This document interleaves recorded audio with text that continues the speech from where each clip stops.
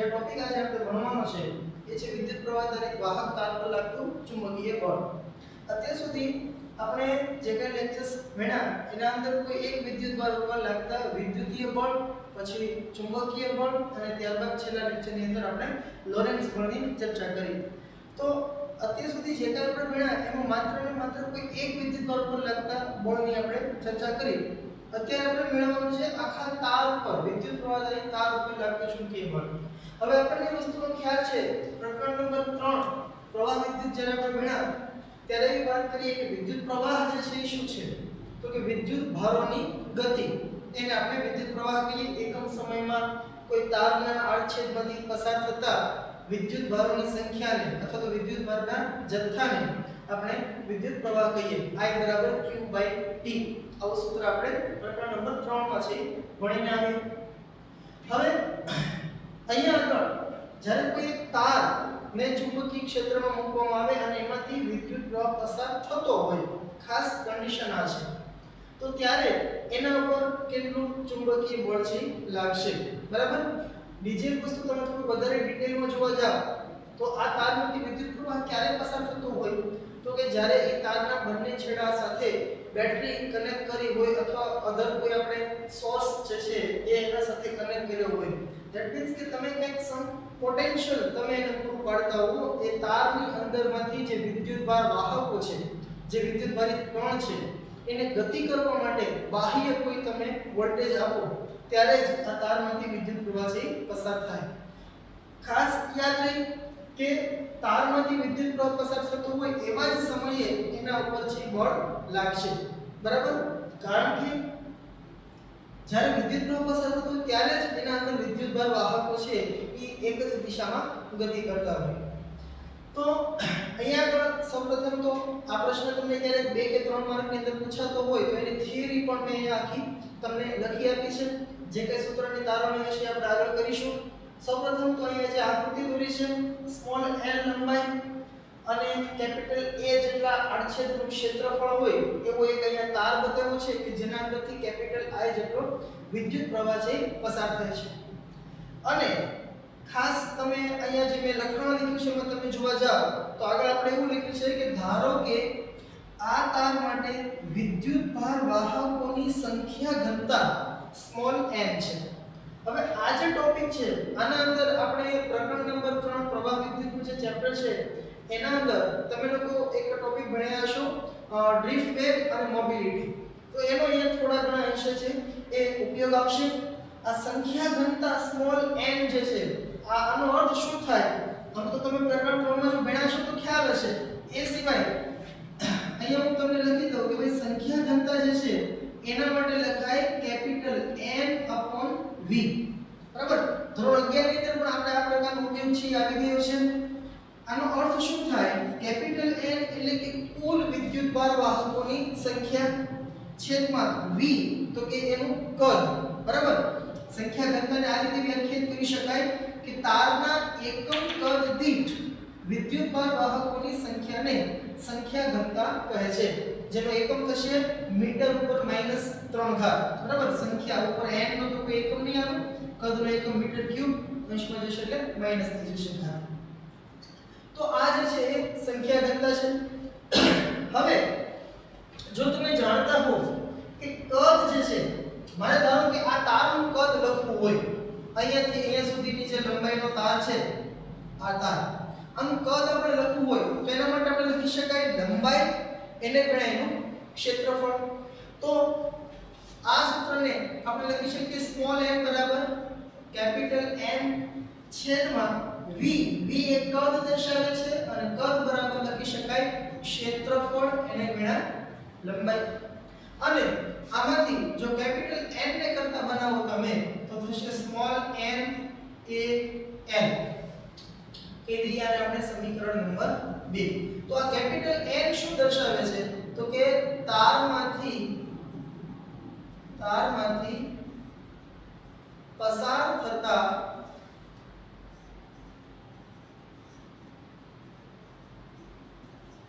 વિદ્યુતભાર વાહકો ની કુલ સંખ્યા, ટોટલ કેટલા વિદ્યુતભાર વિદ્યુતભારિત કણ આ તારમાંથી પસાર થઈ રહ્યા છે એની એક સંખ્યા દર્શાવે છે। અને આમ સામાન્ય રીતે તમને એ ખ્યાલ હોવો જોઈએ કે કોઈ પણ જ્યારે વાહક તારની વાત ચાલતી હોય એમાંથી જ્યારે વિદ્યુત પ્રવાહ પસાર થતો હોય તો મોટા ભાગના કિસ્સાઓમાં એ વાહક તરીકે કણ તરીકે ઇલેક્ટ્રોનો જ હોવાનો। એ સિવાય સેમિકન્ડક્ટર્સ ની અંદર જે છે એ ઇલેક્ટ્રોનના હોલ બંને દ્વારા એનું વહન થતું હોય પણ એ અત્યારે આપણે કોઈ ખાસ એનું મહત્વ નથી। અહીંયા ખાસ આપણે યાદ રાખીશું કે જ્યારે વાહક તારની વાત થતી હોય પ્રવાહ પસાર થતો હોય તેમાંથી ઇલેક્ટ્રોન છે એની ગતિ થતી હોય। ઓકે, તો આ થઈ ગયું એના અંદર રહેલા કુલ વિદ્યુતભાર વાહકોની સંખ્યા આપણને મળી ગઈ। હવે આપણે અગાઉ એવું ભણી ગયા કે કોઈ એક વિદ્યુતભાર v વેગથી ચુંબકીય ક્ષેત્રમાં ગતિ કરતો હોય તો એના ઉપર જે બળ લાગે છે ચુંબકીય બળ એનું સૂત્ર છે q v ક્રોસ b।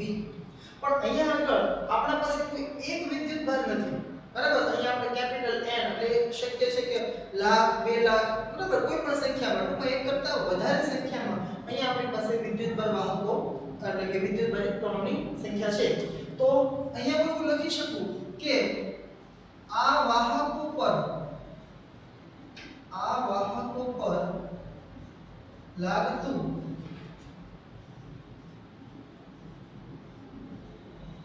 ચુંબકીય બળ, તો ચુંબકીય બળને આપણે Fm કહીએ।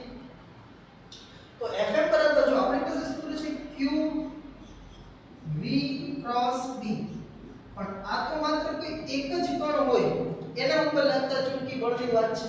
હવે તમે સમજો કે આ તારમાંથી ધારો કે 2 ઇલેક્ટ્રોન પસાર થતા હોય તો 2 ઉપર બળ લાગશે એટલે ગુણાકારમાં 2 આવશે, બરાબર? 3 ઇલેક્ટ્રોન હોય તો ગુણાકારમાં 3 આવશે। પણ આપણે એવું કઈ ખાસ ચોક્કસ સંખ્યાથી કીધું નથી કે આનામાંથી એટલા જ ઇલેક્ટ્રોન કે વિદ્યુતભાર વાહકો છે પસાર થઈ રહ્યા છે। તો આપણી પાસે કુલ સંખ્યા શું છે? Capital N। તો આ બધા જ વાહકો પર જેટલા પણ વિદ્યુતભારિત કણો એમાંથી પસાર થઈ રહ્યા હોય આ તારમાંથી, બરાબર, એના ઉપર ચુંબકીય બળ કેટલું લાગે તો કે capital M * q v cross b। બીજી એક વાત ખાસ અહીંયા ધ્યાનમાં એવું રાખવાનું કે આકૃતિની અંદર મેં ક્યાંય હજી ચુંબકીય ક્ષેત્ર બતાવ્યું નથી। તો આપણે આ કેપિટલ N જે છે એ શું મળે છે? આ તારમાંથી પસાર થતા વિદ્યુતભાર વાહકોની સંખ્યા। હવે આપણે આ તારને ક્યાંક ચુંબકીય ક્ષેત્રમાં મૂકી દઈએ તો આ રીતે હું ચુંબકીય ક્ષેત્ર બતાવી દઉં। આ જે ક્રોસ કરીને ચુંબકીય ક્ષેત્ર બતાવું છું એનો અર્થ આપ સૌ જાણતા હશો કે અહીંયા આગળ ચુંબકીય ક્ષેત્ર એ અંદર તરફ જતી દિશામાં છે, બરાબર? આપણે એક લાઈન ઉમેરી દઈએ કે આ તાર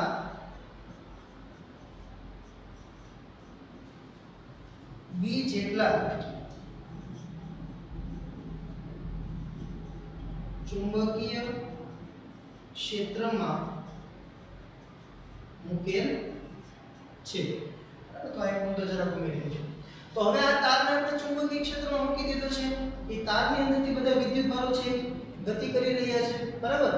અને અહીંયા પાછું એક ખાસ એ યાદ રાખજો કે મેં તમને અહીંયા બતાવ્યું છે કે વિદ્યુત પ્રવાહ I આ તરફ જાય છે એનો અર્થ એવો થશે કે એના અંદર જે ઇલેક્ટ્રોન જે ગતિ કરી રહ્યા હોય એ આ તરફ આવતા હશે। સામાન્ય રીતે આપણે લેવાજિક વિદ્યુત પ્રવાહની દિશા જે છે ઇલેક્ટ્રોનની ગતિની વિરુદ્ધ દિશામાં રહેતા હોય એટલે જે ઇલેક્ટ્રોન્સ છે બધા આ રીતે ડાબી તરફની દિશામાં છે ગતિ કરતા હશે। તો આમાંથી જે ઇલેક્ટ્રોન ગતિ કરતા હોય અને એ પાછા ચુંબકીય ક્ષેત્રની અસર હેઠળ હશે તો એ બધા ઉપર કંઈક બળ લાગશે q v ક્રોસ b અનુસાર અને કેપિટલ N જેટલા જે કણ હોય તો આપણે n વડે ગુણાકાર કરીએ।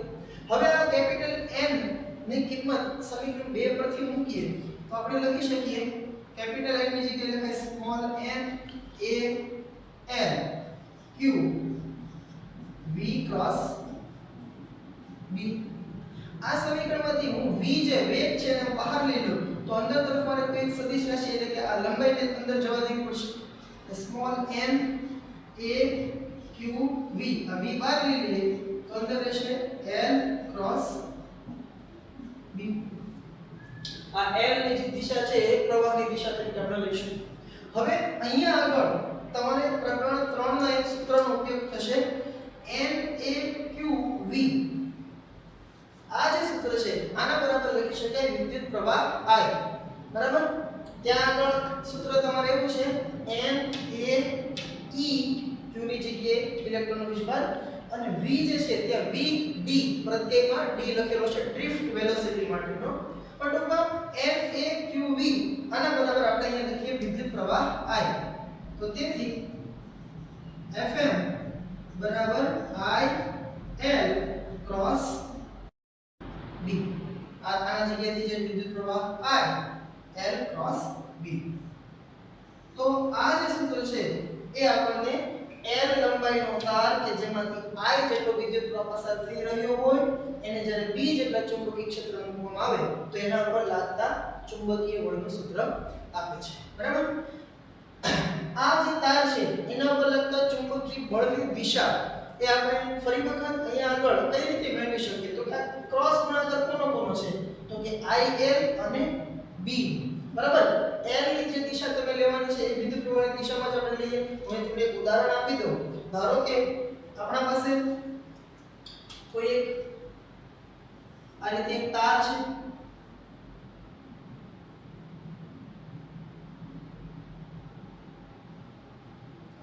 એક તાર છે અને આમાંથી આ રીતે ઉપર તરફની દિશામાં I જેટલો પ્રવાહ છે પસાર થઈ રહ્યો છે અને આ તારને આપણે એક આ પ્રકારના ચુંબકીય ક્ષેત્રમાં મૂકીએ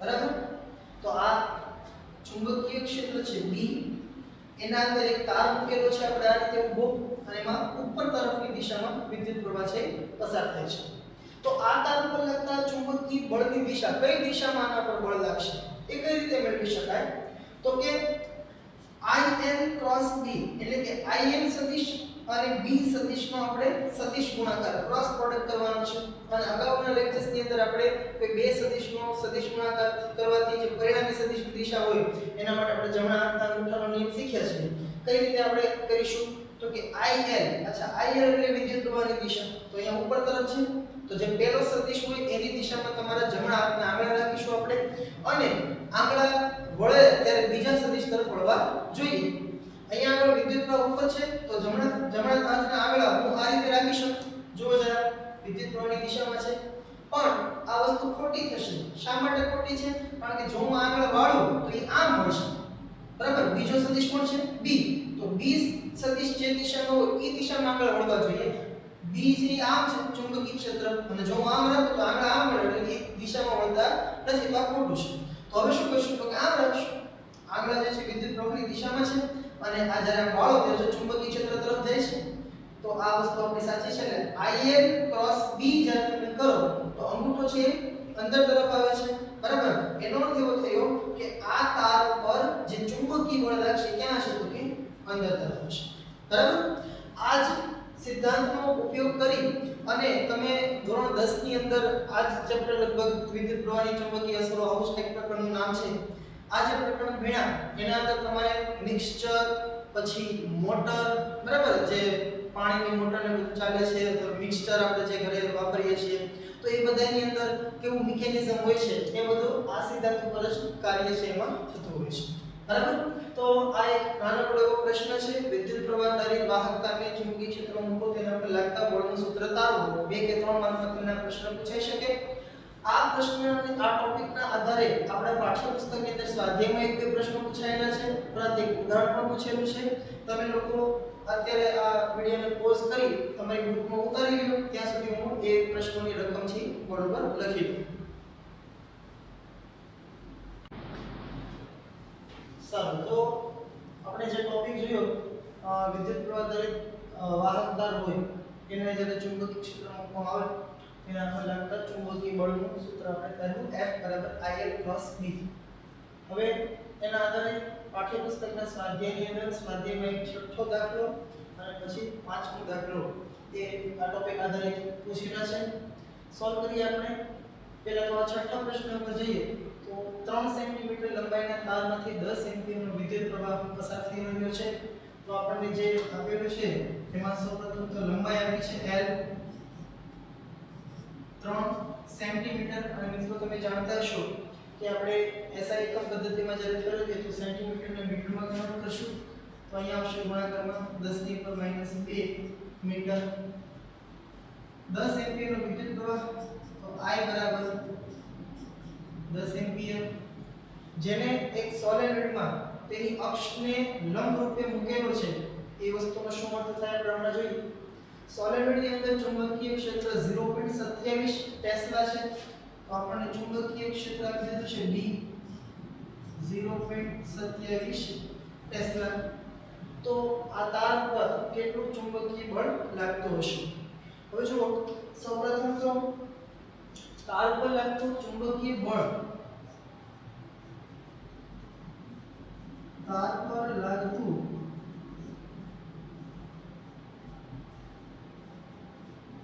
ચુંબકીય બળ તો એનું સૂત્ર આપણી પાસે છે F બરાબર એટલે આપણે સદિશ સ્વરૂપે બતાવીએ તો IL ક્રોસ B આ સૂત્રની મદદથી આપણે આની ગણતરી કરીશું પણ અહીંયા આગળ જ્યારે તમે જોવા જાઓ કે આ ક્રોસ પ્રોડક્ટ છે તો તમારી પાસે આ IL અને B એ વેક્ટર સ્વરૂપે આપેલા હોવા જોઈએ પણ અહીંયા તો આપણને B જે છે 0.27 ટેસ્લા આપેલ છે મૂલ્ય આપેલા છે તો આને તમે કદાચ આમ લખી શકો કે IL B ક્રોસ પ્રોડક્ટ તમે દૂર કરો તો લખી શકાય sin થીટા ખાસ યાદ રહે મિત્રો કે આ જે થીટા છે ખૂણો છે કોના વચ્ચેનો હશે તો કે આપણે જે બે સદિશોનો ક્રોસ ગુણાકાર કરીએ છીએ કોણ તો એક તો IL અને બીજું છે B તો આમની વચ્ચેનો ખૂણો આપણે ધ્યાનમાં લેવાનો છે હવે આ બે વચ્ચેના ખૂણા વિશેની જો વાત કરીએ તો અહીંયા આપણને પ્રશ્નમાં એવું કીધું છે કે આ જે તાર છે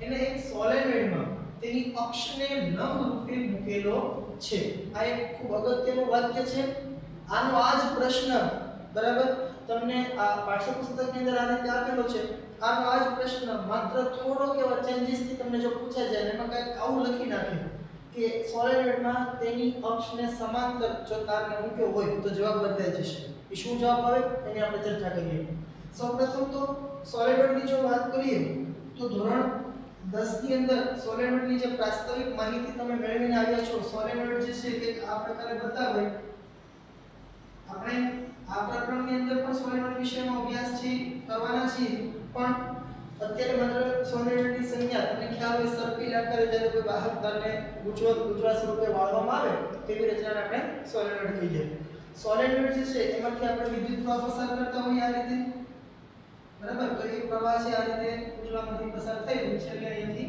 બહાર નીકળતો હોય બરાબર અને એના લીધે તે સોલેનોઇડ પાસે કંઈક ચુંબકીય ક્ષેત્ર હોય છે હવે ચુંબકીય ક્ષેત્ર સોલેનોઇડની અંદર એ તેની અક્ષને સમાંતર હોય આ વસ્તુ ખાસ યાદ રાખવાની છે અથવા તમે કદાચ ક્યાંક એવું પણ સાંભળ્યું હશે કે સોલેનોઇડ જે છે એ ગજિયા ચુંબકની જેમ વર્તે છે ગજિયું ચુંબક જે પ્રકારે ચુંબકીય ક્ષેત્ર ધરાવે છે જેવી ચુંબકીય ક્ષેત્ર રેખાઓ હોય છે ગજિયા ચુંબક માટેની એવી જ ક્ષેત્ર રેખાઓ ચુંબકીય ક્ષેત્રની આપણને સોલેનોઇડ માટે મળે છે બરાબર તો સોલેનોઇડ એ ગજિયા ચુંબકની સમકક્ષ છે એવું આપણે કહી શકીએ તો સોલેનોઇડની જે ચુંબકીય ક્ષેત્ર રેખાઓ છે એક એક આ પ્રકારે હોય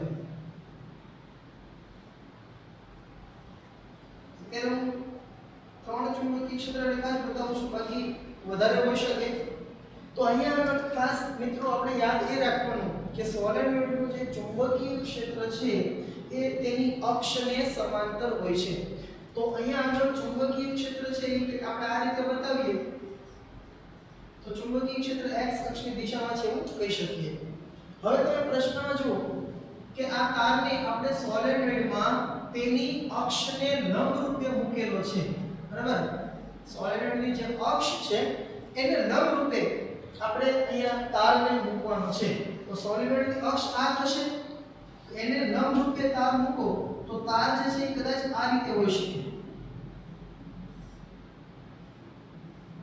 બરાબર હવે આપણને એવું કીધું નથી કે તારમાંથી જે વિદ્યુત પ્રવાહ છે એ કઈ તરફ જાય છે ઉપર તરફ જાય છે નીચે તરફ આપણે આપણી રીતે લઈ શકીએ બરાબર કાં તો એ ઉપર તરફ જતો હશે અને કાં તો જે છે નીચે તરફ આવતો હશે પણ આપણે જે મેઇન વસ્તુ નોટ કરવાની છે એ છે IL અને B વચ્ચેનો ખૂણો તો B ચુંબકીય ક્ષેત્ર એ અક્ષની દિશામાં હોય સોલેનોઇડ માટે આ વસ્તુ ખાસ યાદ રાખજો અને આ IL એ વિદ્યુત પ્રવાહની દિશા. તો અહીંયા તમે જોવા જાવ કે IL આપણે ઉપર તરફ લીધું છે, તો IL ઉપર તરફ જાય છે, ચુંબકીય ક્ષેત્ર આ તરફ છે. એનો અર્થ એવો થયો કે IL અને B વચ્ચેનો ખૂણો કેટલો થશે? તો કે 90 ડિગ્રી. બરાબર. આ જ રીતે કદાચ તમને મનમાં પ્રશ્ન થતો હોય કે ભાઈ સાહેબે તો પોતાની રીતે આકૃતિ દોરી નાખી, કદાચ તમે પ્રવાહ નીચે તરફ લીધો તો શું થાય? તો એમાં પણ કોઈ પ્રોબ્લેમ નથી. જો તમે પ્રવાહને નીચે તરફ બતાવો, ચુંબકીય ક્ષેત્ર આમ છે, તો પણ બંને વચ્ચેનો ખૂણો છે 90 જ રહેવાનો છે. કદાચ તમે ચુંબકીય ક્ષેત્ર આ તરફ બતાવો, બરાબર, કોઈ પણ તમે શક્ય એટલા બધા જ વિકલ્પોને વિચારી લો. સોલિનોઇડને તમે આમ ઊભો રાખો તો એક અક્ષ ઊભી થશે, તો તારને તમારે આડે મૂકવો પડશે. કારણ કે મેઇન વસ્તુ આપણને પ્રશ્નમાં શું કીધી છે કે જે સોલિનોઇડની અક્ષ હોય એને લંબ રૂપે આપણે તારને રાખવાનું છે. પછી તારમાંથી પ્રવાહ કોઈ પણ દિશામાં વહેતો હોય, હંમેશા એ પ્રવાહ ચુંબકીય ક્ષેત્રને તો લંબ જ રહેવાનો છે. એટલે ખાસ અહીંયાથી આપણે નોંધવાનું કે IL અને B વચ્ચેનો ખૂણો જે છે એ કેટલો થશે? તો કે 90 ડિગ્રી. હવે આપણે એ ગણતરી કરીએ. તો F બરાબર, હવે આપણે મૂલ્યની વાત કરીએ છીએ તો સદિશથી બતાવો. F બરાબર I પ્રવાહ છે 10 એમ્પિયર, લંબાઈ છે 3 સેન્ટીમીટર, 3 × 10⁻², ચુંબકીય ક્ષેત્ર છે 0.27 અને sin થીટા આપણને મળે છે 90. તો sin 90 ડિગ્રીની કિંમત આપણને થોડો ખ્યાલ હોવી જોઈએ. 1 થશે, 0.27 એને ગુણ્યા 3 તો 27 તેરી 81. એના પરથી આપણે એને લખી શકીએ સમથિંગ 0.81, બરાબર. અને એને ગુણ્યા અહીંયા 10 ની ઉપર -2 ઘાત છે, અહીંયા 10 ની ઉપર 1 ઘાત થશે, એટલે 10 ની ઉપર -1 ઘાત, બરાબર. એક વખત આપણે વેરીફાઈ કરી લઈએ. 0.27 ને લખી શકીએ આપણે 27/100, એને ગુણ્યા 3, 27 તેરી 81/100, તો 0.81 થશે. આ બંનેનો ગુણાકાર, આ 10 ની ઉપર +1 -2 એટલે -1 ઘાત રહેશે, અને આ 10 ની ઉપર -1 એટલે ભાગાકારમાં 10 હોય, મને લખી શકાય 0.081 ન્યૂટન. તો આટલા મૂલ્યનું બળ આ તાર પર લાગશે, બરાબર. હવે વાત કરીએ, મેં જે તમને શરૂઆતમાં કીધું કે આ જે પ્રશ્ન તમને એ સ્વરૂપે પૂછાય, બધી રકમ એની જ રાખે, માત્ર શબ્દ એવો બદલી નાખે કે આ તારને સોલેનોઇડમાં તેની અક્ષને સમાંતર મૂકેલો છે. જો આવો પ્રશ્ન તમને આપે તો આ તારને આપણે અક્ષને સમાંતર મૂકવું પડે, બરાબર. તો પ્રવાહ જે દિશામાં વહેતો હશે એ જ દિશામાં ચુંબકીય ક્ષેત્ર હશે, બંને વચ્ચેનો ખૂણો 0 હશે, અને થીટા જો 0 હોય તો sin 0 0 થશે, અને એના ઉપર કોઈ બળ લાગે નહીં. બીજો વિકલ્પ એવું વિચારી શકાય કે ભાઈ તાર તમે આમ રાખો પણ વિદ્યુત પ્રવાહમાંથી આમ પસાર કર્યો હોય તો બે વિરુદ્ધ દિશામાં થાય. વિદ્યુત પ્રવાહ ચુંબકીય ક્ષેત્ર જો વિરુદ્ધ દિશામાં થાય તો પણ એમની વચ્ચેનો ખૂણો આપણે 180 ડિગ્રી લખીએ, વિરુદ્ધ દિશા હોય ત્યારે sin 180 પણ 0 થાય, બરાબર. તો જો તમને એવું કીધું હોય આ પ્રશ્નમાં કે તારને આ સોલેનોઇડની અક્ષને સમાંતર મૂકેલો છે, પછી એમાંથી પ્રવાહની દિશા ભલે ના આપી હોય પણ આપણે સમજી જવાનું કે જ્યારે અક્ષને સમાંતર જો તારને મૂકેલો હોય, સોલેનોઇડનું ચુંબકીય ક્ષેત્ર તો અક્ષની દિશામાં જ હશે, અક્ષને સમાંતર જ હશે. તારને પણ જો અક્ષને સમાંતર મૂકો, પ્રવાહ પછી ભલે કોઈ પણ દિશામાં હોય, ત્યારે એના ઉપર ચુંબકીય બળ લાગશે નહીં, કારણ કે વિદ્યુત પ્રવાહની દિશા અને ચુંબકીય ક્ષેત્રની દિશા કાં તો એક જ હશે, એટલે કે બંને એકબીજાને સમાંતર થશે, અથવા વિરુદ્ધ દિશામાં એટલે કે એકબીજાને પ્રતિ સમાંતર થશે. બંને કિસ્સાઓમાં આ તાર ઉપર ચુંબકીય બળનું મૂલ્ય 0 મળશે, બરાબર. તો આ એક ખાસ આપણે ધ્યાનમાં રાખવાનું. ત્યારબાદ સ્વાધ્યાયનો 5મો પ્રશ્ન આપણા પાઠ્યપુસ્તકની અંદર 0.15 ટેસ્લાના નિયમિત ચુંબકીય ક્ષેત્ર સાથે 30 ડિગ્રીનો કોણ બનાવતી દિશામાં રહેલા તારમાંથી 8 એમ્પિયરનો વિદ્યુત પ્રવાહ વહે છે, બરાબર. તો પહેલા તો આપણે આને આકૃતિ બનાવીને સમજવાનો પ્રયત્ન કરીએ. ચુંબકીય ક્ષેત્ર આપણને આપી દીધું છે, ધારો કે આ રીતે ચુંબકીય ક્ષેત્ર છે,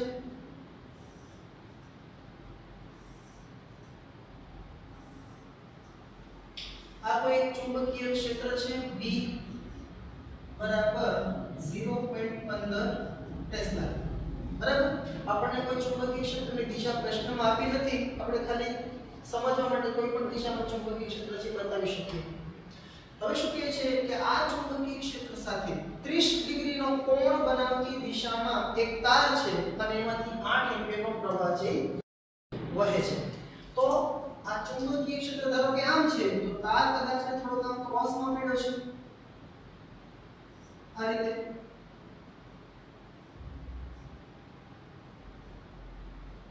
બરાબર, અને આ તારમાંથી વિદ્યુત પ્રવાહ પસાર થઈ રહ્યો છે ધારો કે I જેટલું, અને આ જે તાર છે ધારો કે તાર આ દિશામાં છે ત્યારે, બરાબર, આમ, અને ચુંબકીય ક્ષેત્ર છે આ દિશામાં છે, તો આ બંને વચ્ચેનો જે આ ખૂણો છે એ આપણને આપ્યો છે 30 ડિગ્રી, બરાબર. તો અહીંયાથી ખ્યાલ આવશે આપણને કે વિદ્યુત પ્રવાહ અને ચુંબકીય ક્ષેત્ર બંને વચ્ચેનો ખૂણો આપણે અહીંયા 30 ડિગ્રી લેવાનો છે. તો એમાંથી 8 ડિગ્રીનો પ્રવાહ હોય છે. હવે આ તારની એકમ લંબાઈ દીઠ, જો આ એક નવો આપણા માટે છે, તારની એકમ લંબાઈ દીઠ એના પર કેટલું ચુંબકીય બળ લાગશે આ આપણે મેળવવાનું છે. તો સૌપ્રથમ તો હું પહેલા સૂત્ર લખું. તાર ઉપર લાગતું ચુંબકીય બળ શું છે? I L B sin θ. I L + B નું હું ડાયરેક્ટ અહીંયા સ્વરૂપ બતાવી દઉં છું. આપણે એકમ લંબાઈ દીઠ જો બળ મેળવવું હોય તો લંબાઈ વડે ભાગાકાર કરવો પડે. તો અહીંયા લખીએ કે તારની એકમ લંબાઈ દીઠ લાગતું બળ, તો બંને તરફ L વડે ભાગાકાર કરો તો એ થશે F/L, અથવા તો એમ સમજો કે સામેથી L ને આપણે આ તરફ લઈ લીધો, એકમ લંબાઈ દીઠ લાગતું બળ બરાબર આ તરફથી L વયો જશે એટલે I B sin θ.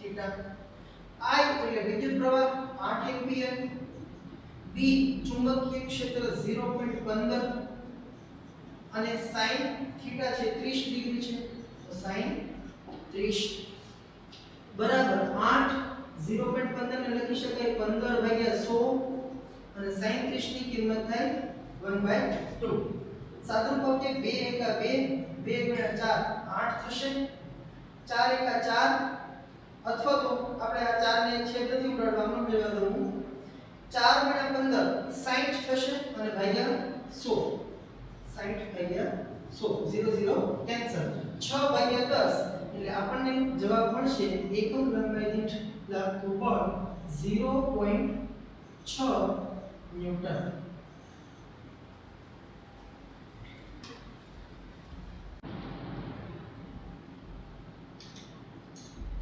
તો આપણે હજી આજે ટોપિક ભણ્યા એના આધારિત એક પાઠ્યપુસ્તકનું ઉદાહરણ પણ આપેલું છે. 200 ગ્રામ દળ અને 1.5 મીટર લંબાઈનો એક સીધો તાર છે કે જેમાંથી 2 એમ્પિયરનો વિદ્યુત પ્રવાહ વહે છે. એને એક સમાન ચુંબકીય ક્ષેત્રમાં સમક્ષિતિજ દિશામાં હવામાં લટકતો રાખેલ છે. તો આ ચુંબકીય ક્ષેત્રનું મૂલ્ય આપણે મેળવવાનું છે. અહીંયા તમે ખાસ પહેલા તો જુઓ કે તારને સમક્ષિતિજ દિશામાં રાખ્યો છે અને હવામાં લટકતો રાખેલ છે. આપણે આવી વસ્તુનો ખ્યાલ હોવો જોઈએ મિત્રો કે કોઈ પણ પદાર્થને તમે હવામાં મૂકો તો જેવું તમે એને છોડી દેશો એટલે શું થશે? નીચે પડી જશે, બરાબર. પણ અહીંયા આગળ આપણે પ્રશ્નમાં શું કહે છે કે આ તારને હવામાં લટકતો રાખેલ છે, બરાબર. તો એનો અર્થ શું થાય?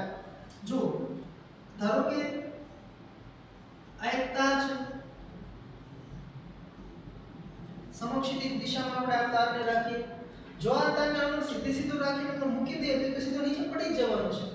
પણ અહીંયા એવું કહે છે કે હવામાં લટકતો રાખેલો છે. હવામાં લટકતો એ ક્યારે રહી શકે? પહેલા તો આ વાત આપણે સમજવાની છે.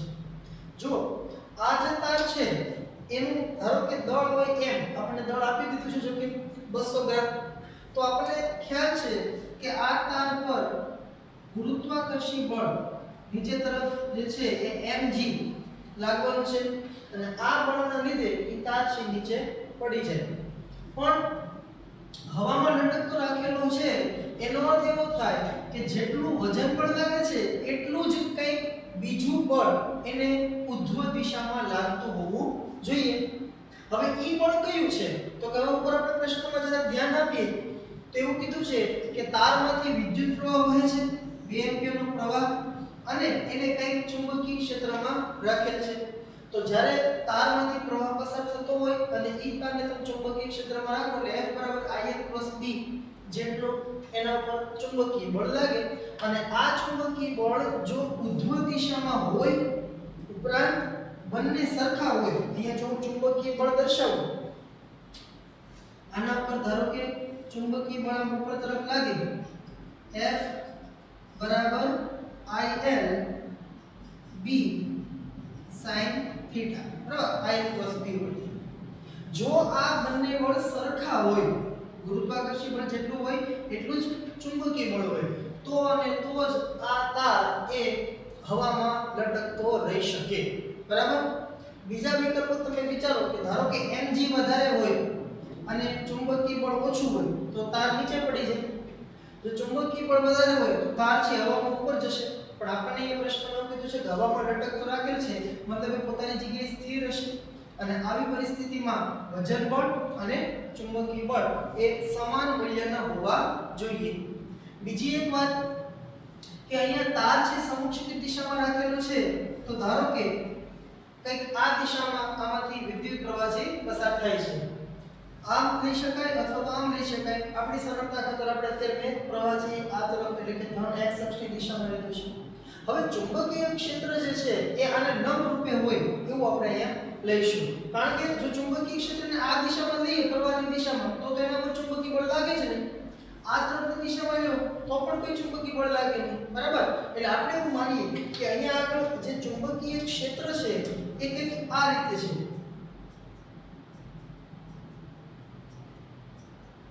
અથવા તમે ડોટ થી પણ બતાવી શકો, બરાબર. પણ ટૂંકમાં ચુંબકીય ક્ષેત્ર કાં તો અંદર જતું હોય કાં તો બહાર તરફ આવતું હોય, પ્રવાહને લંબ રૂપે હોય, એ રીતે આપણે અહીંયા ચુંબકીય ક્ષેત્ર બતાવવાનું છે, બરાબર.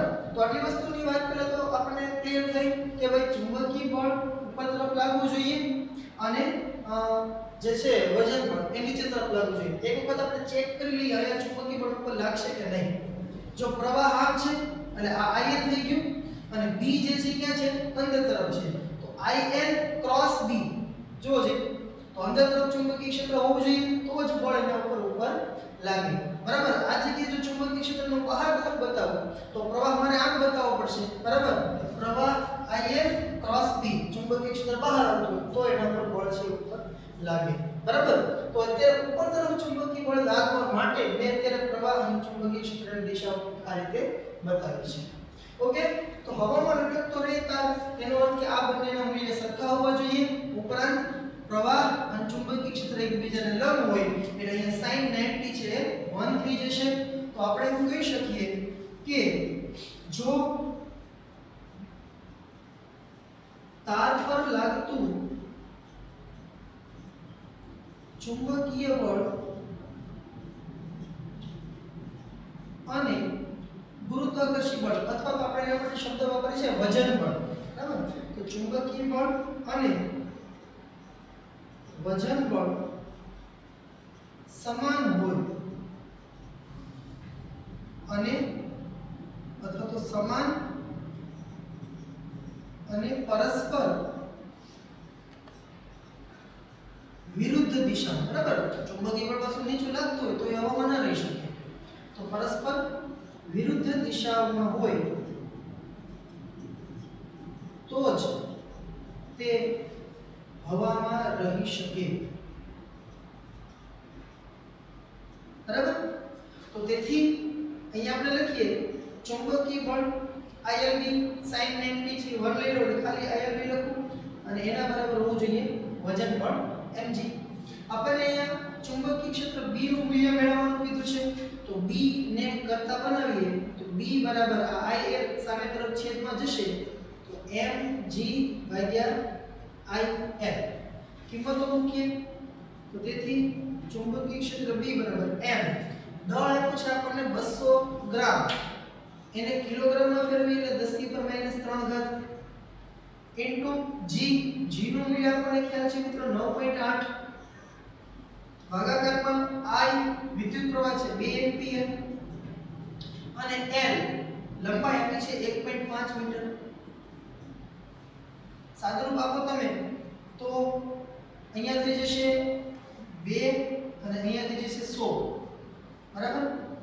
એટલે 9.8 ભાગ્યા 1.5 એને ગુણ્યા અહીંયા 10 ની -3 ઘાત છે એટલે 100 એટલે કે 10 ની +2 ઘાત એટલે અહીંયા થશે 10 ની -1 ઘાત. તો 10 ની -1 ઘાત એટલે છેદમાં જશે એટલે 9.8 ભાગ્યા 15, બરાબર. તો તો આનો તમે પછી કેલ્ક્યુલેટર કરી લેશો તો જવાબ જે છે એ 9.8 ભાગ્યા 15 0.55 સમથિંગ જવાબ આવે છે બરાબર। તો આટલું ચુંબકીય ક્ષેત્ર આપણને મળશે ટેસ્ટ। અત્યારે વધારે પોઈન્ટમાં જવાબ લખતો નથી, બાકી તમને ખ્યાલ આવે છે ગણતરી કઈ રીતે કરવી છે બરાબર, પણ ખાસ કન્સેપ્ટ સમજવાનો છે કે કઈ રીતે તમે ચુંબકીય ક્ષેત્ર છે મેળવી શકો। ઓકે, હવે આજે આપણે ટોપિક કર્યો કે કોઈ વિદ્યુત પ્રવાહ આધારિત વાહક તારને તમે ચુંબકીય ક્ષેત્રમાં મૂકો તો એના પર જે બળ લાગે છે એનું સૂત્ર આપણે મેળવ્યું F = IL × B બરાબર। પણ આ ટોપિક આધારિત JEE નીટમાં થોડું વધારે ડિટેલમાં આપણે જઈએ તો ત્યાં આગળ એક આવો ટોપિક આવે છે ને આ જે તેનું કરવા માટે જઈ રહ્યું છે એમાં જ મોટાભાગના વિદ્યાર્થીઓને થોડું કન્ફ્યુઝન થતું હોય છે। તો પ્રશ્ન કંઈક આ રીતે છે કે ધારો કે ચુંબકીય ક્ષેત્ર આ રીતે એનું છે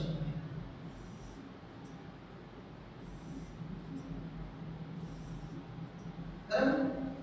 આ ચુંબકીય ક્ષેત્રની અંદર એક તાર આ રીતે મૂકેલું છે બરાબર। હવે તમે જુઓ અત્યાર સુધી આપણે જે કઈ પ્રશ્ન કર્યા એમાં સીધા તારની વાત થઈ હતી કે એક સીધો તાર ચુંબકીય ક્ષેત્રમાં એને લંબરૂપ કે સમક્ષિતિજ આ રીતે મૂકેલો હોય, પણ અહીંયા આગળ તમે જોવા જાવ કે આ જે તાર છે બરાબર એ સીધો નથી પણ એક અનિયમિત આકારમાં છે જુઓ બરાબર। તો આવા સમયે આ તાર ઉપર લાગતું ચુંબકીય બળ તમે કઈ રીતે લખી શકો બરાબર। તો ત્યારે શું કરવાનું, ખાસ જો બોલું છું શક્ય હોય તો તમે લોકો નોટબુકમાં લખી પણ લેજો બરાબર, કે જ્યારે કોઈ અનિયમિત આકારનો વાહક તાર ચુંબકીય ક્ષેત્રમાં મૂકેલો હોય ત્યારે એના ઉપર લાગતા ચુંબકીય બળનું મૂલ્ય શોધવા માટે એ તારના બે છેડાઓ બરાબર, ધારો કે આ જે બે છેડાઓ છે એનું કંઈક નામ આપી દઉં A અને B, સોરી B તો આપણે ચુંબકીય ક્ષેત્ર માટે યુઝ કરીશું તો કંઈક આપણે અલગ આપીએ P અને Q બરાબર। તો જ્યારે કોઈ અનિયમિત આકાર ધરાવતો તાર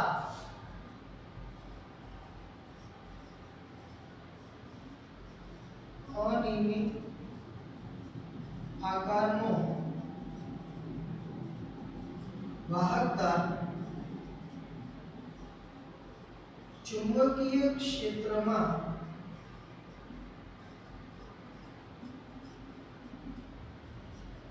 મૂકેલો હોય ત્યારે તેના પર લાગતા ચુંબકીય બળ નું મૂલ્ય શોધવા માટે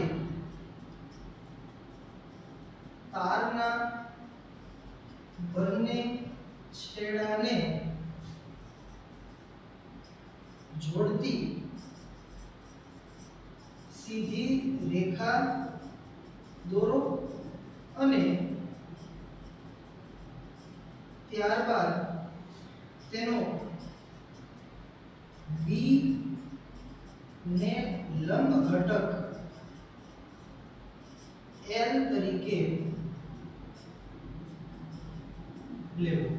જો આનો અર્થ શું થાય તમને સમજાવું કે જ્યારે કોઈ અનિયમિત આકાર ધરાવતો તાર બરાબર, સીધો તાર હોય તો આપણી પાસે સૂત્ર છે F = IL + B, L = A, સીધા તારની આપણે લંબાઈ લઈ લેવાની છે, પણ અનિયમિત આકાર ધરાવતો તાર ચુંબકીય ક્ષેત્રમાં મૂકેલો હોય ત્યારે શું કરીશું આપણે તો કે તારના બંને છેડાને જોડતી એક સીધી રેખા દોરો।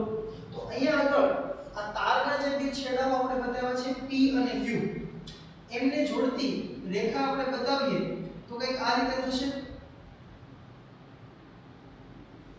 બરાબર।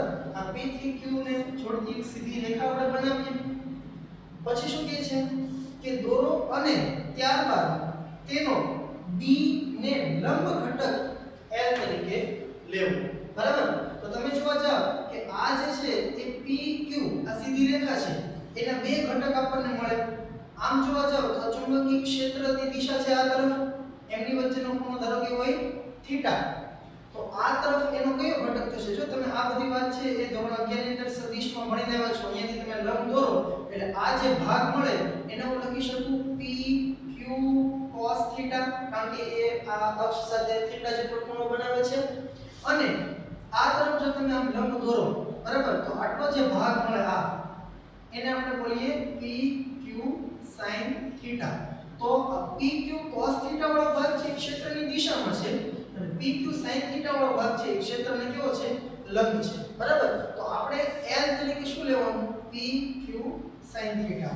તો આપણી પાસે જે મેઈન સૂત્ર છે f il cross b, ત્યાં આગળ આપણે લખીશું f બરાબર i અને b, એ તો આપણે લખી દઈશું આપણે. અને l ની જગ્યાએ શું લખવાનું? તો કે જે આ બે છેડાને જોડતી રેખા નો ક્ષેત્રને લંબ હોય એવો ઘટક, એટલે કે pq sin થીટા, બરાબર. તો આ સૂત્રની મદદથી તમે આ અનિયમિત આકારના તાર પર લાગતું બળ છે મેળવી શકો. આપણે અમુક ઉદાહરણ જોઈએ, બરાબર, તો તમને થોડો વધારે ખ્યાલ આવશે. ધારો કે આપણી પાસે કંઈક આ પ્રકારનો પ્રશ્ન છે. જો આ રીતે ચુંબકીય ક્ષેત્ર છે અને આ ચુંબકીય ક્ષેત્રની અંદર એક તાર આ રીતના આપ્યો છે, બરાબર. આને વર્તુળ ન કહી શકાય, પણ ટૂંકમાં બંધ ગાળો, એક તારનો એક બંધ ગાળો છે અનિયમિત આકારનો, બરાબર. અને આ તારમાંથી કંઈક વિદ્યુત પ્રવાહ છે પસાર થઈ રહ્યો છે I જેટલો. આ ચુંબકીય ક્ષેત્ર છે B. તો અહીંયા આગળ આ જે તારનો ગુચડો છે અનિયમિત આકારનો, આના પર બળ કેટલું લાગશે? બરાબર. તો આપણે શું કીધું કે અનિયમિત આકારનો તાર હોય ત્યારે તેના બંને છેડાને જોડતી એક રેખા દોરવાની. તો આ પ્રશ્નમાં તમે જોવા જાવ તો એના છેડા જ નથી ને, બરાબર, કારણ કે બંધ ગાળો બને છે. તો તમે એવું સમજો કે ધારો કે એ તાર જે છે એ ક્યાંક અહીંયાથી શરૂ થાય છે, તો એ ત્યાં જ પૂરો થતો હશે. બંને છેડા કોઈ એક જ જગ્યાએ હશે અને બંને છેડાઓને જોડતી રેખા એટલે કોઈ બિંદુ પર ટપકું જ થયું, બરાબર. એનો અર્થ એવો થાય કે એની લંબાઈ કેવી થશે? 0, બરાબર. તો આ ખાસ યાદ રાખવાનું કે જ્યારે આ કોઈ બંધ ગાળો ધરાવતો વાહક તાર ચુંબકીય ક્ષેત્રમાં મૂકેલો હોય ત્યારે એના છેડા જોવા જાઓ અથવા છેડાને જોડતી રેખા બનાવો તો એ શૂન્ય લંબાઈની થાય એવું આપણે કહી શકીએ. અને આવા સમયે એના પર લાગતું ચુંબકીય બળ શૂન્ય થાય, કારણ કે અહીંયા જે છે એ pq sin થીટા જે છે ને pq ની જગ્યાએ શું થઈ જશે? 0, બરાબર. તો આવો જો તમને પ્રશ્ન પૂછાય તો આના પર લાગતું બળ છે 0 લખવાનું, બરાબર. એ સિવાય બીજો એક પ્રશ્ન જોઈએ. ધારો કે આ રીતે આપણને કે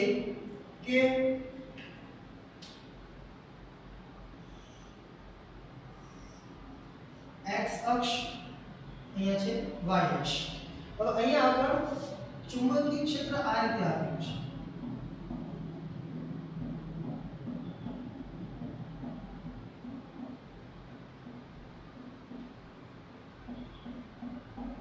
આનો અર્થ આપણને ખ્યાલ હોવો જોઈએ. ડોટ થી બતાવ્યું છે ચુંબકીય ક્ષેત્ર છે બહાર તરફ આપતી દિશા છે. આ x અક્ષ છે, આ y અક્ષ છે, તો બહાર તરફ આપતી દિશા છે એ z અક્ષ હશે. એટલે સૌથી પહેલા તો આપણે બાજુમાં લખી નાખીએ કે ચુંબકીય ક્ષેત્ર B બરાબર B અને કઈ દિશામાં? તો કે k. B એનું એક મૂલ્ય હશે 2 ટેસ્લા 5 ટેસ્લા વોટએવર, બરાબર. આ એક ચુંબકીય ક્ષેત્ર છે અને આના અંદર એક તાર અર્ધવર્તુળાકાર સ્વરૂપે વાળેલો હોય આ રીતે, બરાબર. આ રીતનો એક તાર છે.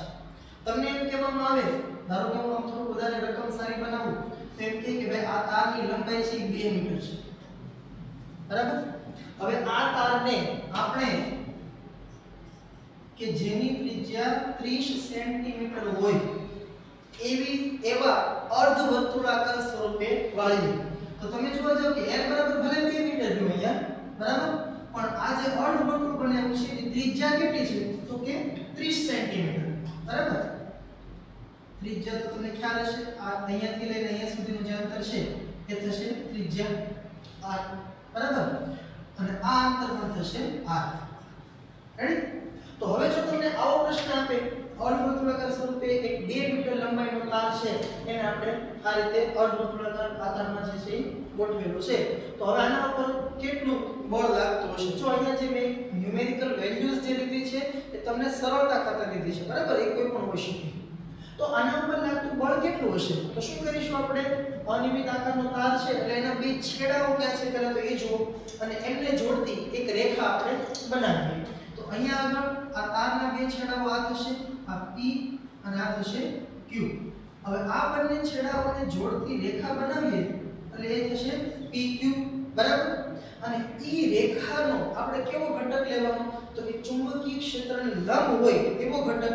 અહીંયા તમે જોવા જાવ ચુંબકીય ક્ષેત્ર બહાર તરફ છે અને PQ આમ છે તો ઓલરેડી એ લંબ જ છે, બરાબર? તો સીધે સીધું PQ લઈ શકાય.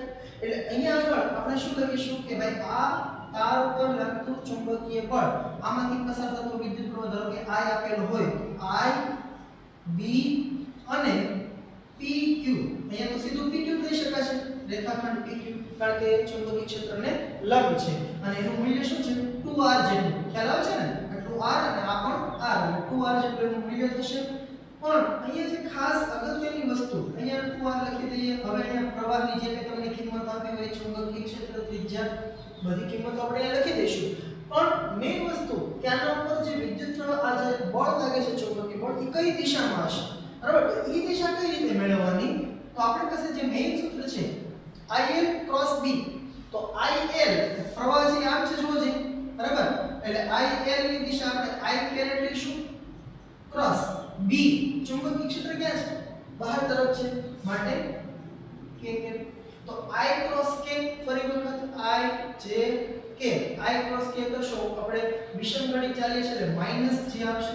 તો આનું મૂલ્ય આવશે I B * 2r. આ જે કઈ મૂલ્ય હોય પણ દિશા કઈ આવશે? તો કે -jk, બરાબર?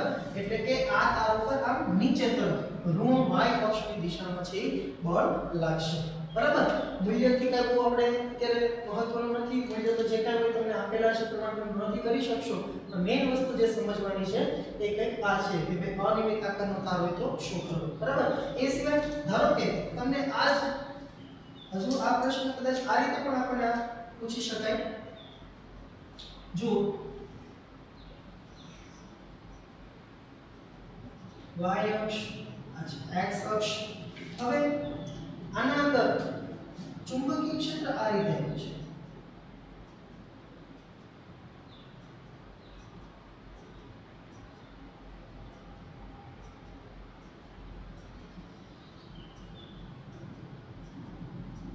બરાબર?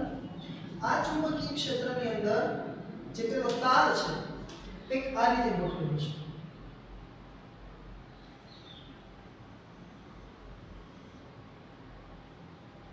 અને આમાંથી કંઈક આ રીતે I જેટલો પ્રવાહ છે આમ પસાર થાય છે.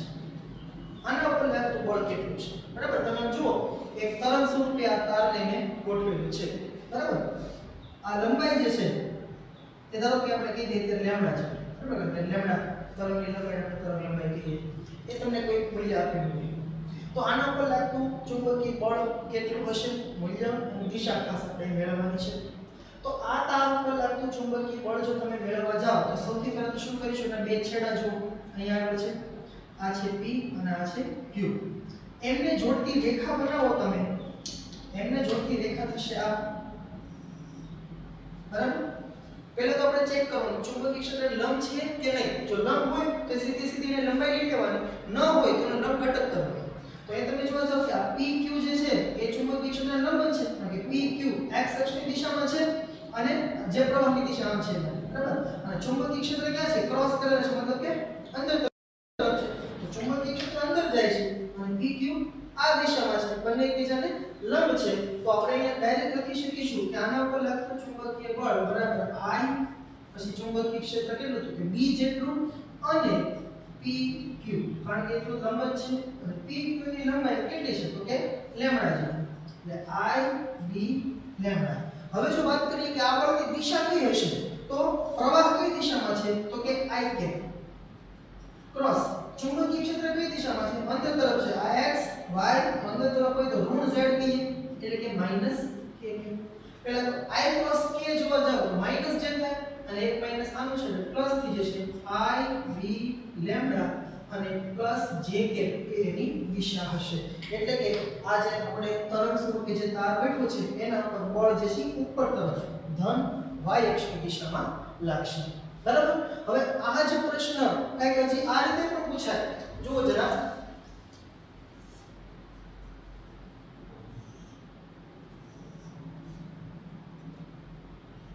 x y તાર જે છે એ એઝ ઇટ ઇઝ એમ જ રાખેલું છે.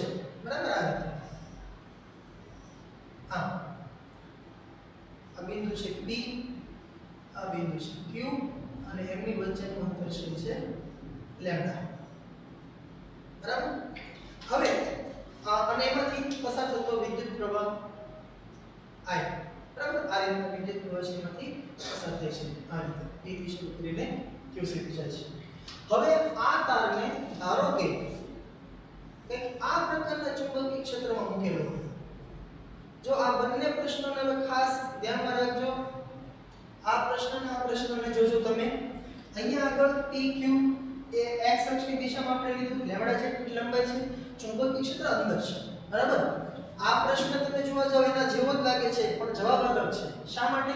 કારણ કે અહીંયા આગળ જો તમે PQ આ બે છેડાને જોડો તો એમની લંબાઈ જે છે કેટલી મળે? તો કે લેમ્ડા જેટલી. પણ અહીંયા આગળ જે ચુંબકીય ક્ષેત્ર છે એ x અક્ષની દિશામાં છે, ધન x અક્ષની દિશામાં. બરાબર. તો અહીંયા આગળ હું એવું લખી શકું કે ચુંબકીય ક્ષેત્ર B બરાબર B I કેપ. બરાબર. અને જે આપણે જે લંબાઈ લેવાની છે L એ કેટલી લેવાની છે? તો કે PQ ને જોડતી રેખાની લંબાઈ એટલે કે લેમ્ડા. બરાબર. લેમ્ડા આપેલી છે. પણ તમે જોવા જાવ કે પ્રવાહ છે જો આ રીતે છે, આ તરફ જાય છે, તો અહીંયા આપણે બાજુમાં લખીશું I કેપ. બરાબર. તો હવે આના ઉપર લાગતું બળ જ્યારે મેળવીએ તો I B લેમ્ડા.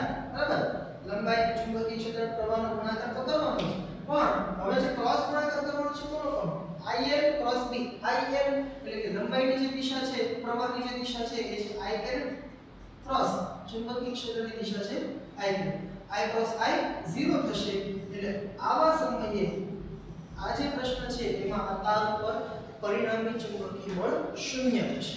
બરાબર. તમે જોઈ શકો આ બંને પ્રશ્ન લગભગ સરખા જેવા છે, માત્ર ચુંબકીય ક્ષેત્ર બદલેલું છે. બરાબર.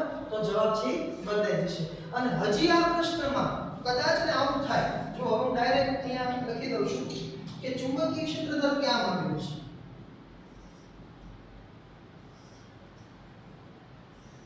બરાબર. ચુંબકીય ક્ષેત્ર છે ધન x અક્ષની દિશામાં છે અને આના અંદર તાર જે છે એ આ રીતે મૂકેલું હોય.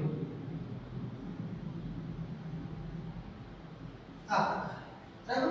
તો આ અંતર છે એ લેમ્ડા આપી દે આપણને. બરાબર. આમ જોવા જાવ તો આ એક રીતે તરંગ સ્વરૂપે છે તારને આપણે વાળેલું છે.